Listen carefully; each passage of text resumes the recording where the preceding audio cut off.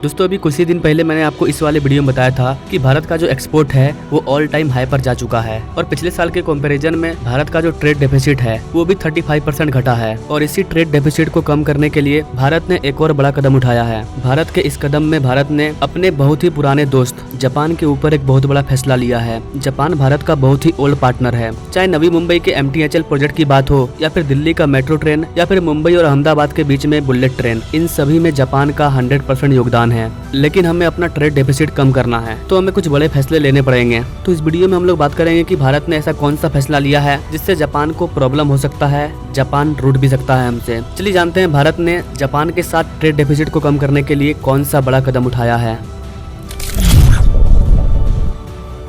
Guys करीबन आज से 13 साल पहले जापान और भारत के बीच में एक FTA साइन किया गया था। FTA का मतलब होता है फ्री ट्रेड एग्रीमेंट, कि हम दोनों देश के बीच में जो भी ट्रेड होगा उस पर कोई इम्पोर्ट ड्यूटी नहीं लगेगा, उसमें कोई अलग से टैक्स नहीं लिया जाएगा। लेकिन भारत के साथ मेन प्रॉब्लम ये होता है कि हम जिस भी देश के साथ FTA साइन करते हैं इसका ज्यादा फायदा सामने वाले कंट्री को होता है और हमें कम फायदा होता है, क्योंकि हम उन देशों से ज्यादा चीजों को इम्पोर्ट कर लेते हैं और बहुत ही कम चीज एक्सपोर्ट करते हैं। और अगर एक्सपोर्ट इम्पोर्ट में अंतर होगा तो ट्रेड डेफिसिट बढ़ेगा। ट्रेड डेफिसिट कम करने का एक ही उपाय है, बायलैटरल ट्रेड को सही किया जाए, दोनों में समानता लाया जाए कि जितने बिलियन डॉलर का हम आपसे इंपोर्ट कर रहे हैं उतने बिलियन डॉलर का हम आपको एक्सपोर्ट भी करें। ऐसे केस में ट्रेड डेफिसिट बराबर रहता है और दोनों देश को कोई प्रॉब्लम नहीं होगा।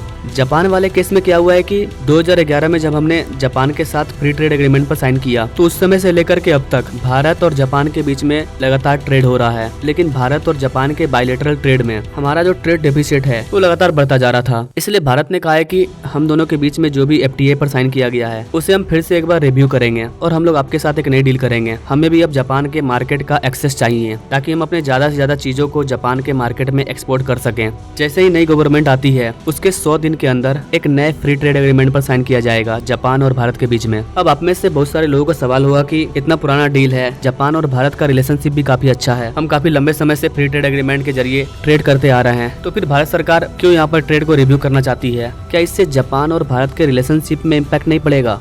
Late me I show you data देखोगे सब समझ में आ जाएगा। What is the main reason to do that now. यहाँ पर आप डाटा देख पाओगे। जब से हमने जापान के साथ इस डील को साइन किया है तब से लेकर के अब तक जो हमारा बायलैटरल ट्रेड है वो तो बढ़ा है, लेकिन भारत का जो एक्सपोर्ट है जापान में वो बहुत ज्यादा नहीं बढ़ा है। वहीं जापान का जो इम्पोर्ट है वो काफी ज्यादा बढ़ गया है। स्क्रीन पर आपको 6 साल का डाटा दिख रहा है। 2017-18 में हमारा जो एक्सपोर्ट था वो 4.73 बिलियन डॉलर का था। 2018-19 में ये 4.86 हुआ। 2019-20 में तो और घट गया 4.52। 2020-21 में और ज्यादा घट गया 4.43। वहीं 2021-22 में ये बढ़ा है, लेकिन 2022-23 में ये फिर से घट गया है। तो ये भारत का एक्सपोर्ट था जो हम जापान को कर रहे थे। नीचे वाला डाटा देखिए, ये है इम्पोर्ट, कि हम जापान से कितने बिलियन डॉलर का इम्पोर्ट कर रहे हैं। 2017-18 में हमने जापान से करीबन 11 बिलियन डॉलर का इम्पोर्ट किया, जो कि 2018-19 में बढ़कर के 12.5 बिलियन डॉलर हो गया। 2019-20 में भी 12 बिलियन डॉलर। 2020-21 में चूंकि कोविड-19 आया था तो ये थोड़ा सा कम हो गया, लेकिन 2021-22 में ये एक बार फिर से बढ़कर के 14 बिलियन डॉलर हो गया और 2022-23 में 16 बिलियन डॉलर। तो जापान का जो इम्पोर्ट है भारत के अंदर वो लगातार बढ़ते जा रहा है, लेकिन हमारा जो एक्सपोर्ट है वो नहीं बढ़ रहा है। इसके वजह से हमारे बायलैटरल ट्रेड में ट्रेड डेफिसिट देखने को मिल रहा है। तो भारत सरकार इसी को कम करना चाहती है। हम चाहते हैं कि हमारे इंडिया में जो भी प्रोडक्ट बन रहा है उसे हम जापान के मार्केट में एक्सपोर्ट करें ताकि हमारा ट्रेड डेफिसिट भी कम हो और दुनिया में हमारे चीजों की मांग बढ़े, तभी तो हमारी इकोनॉमी ग्रो करेगी। जापान से हम जो भी चीज इंपोर्ट करते हैं उसमें कुछ इंपॉर्टेंट चीज है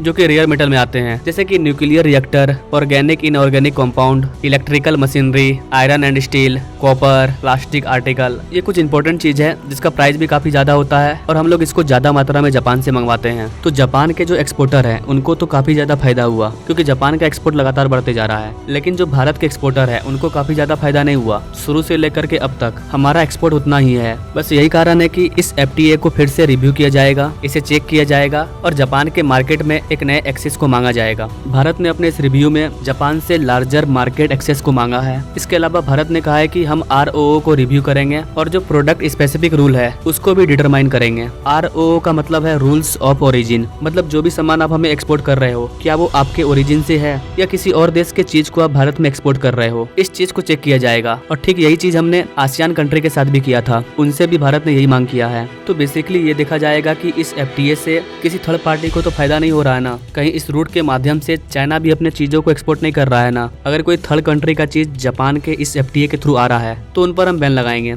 तो भारत के इंटरनेशनल ट्रेड में एक बहुत बड़ा बदलाव होने जा रहा है, जिससे कि आगे जाकर के भारत को फायदा होगा और हमारा जो ट्रेड डेफिसिट है वो भी कम होगा। वैसे गाइस आप इस चीज के बारे में क्या कहना चाहेंगे? क्या भारत के इस स्ट्रेटेजी से हमारा ट्रेड डेफिसिट कम होगा? Are you with Indian government? क्या भारत सरकार सही कर रही है? आप भारत सरकार के साथ हो? Comment now. मिलते हैं अगले वीडियो में एक नई जानकारी के साथ, तब तक के लिए जय हिंद।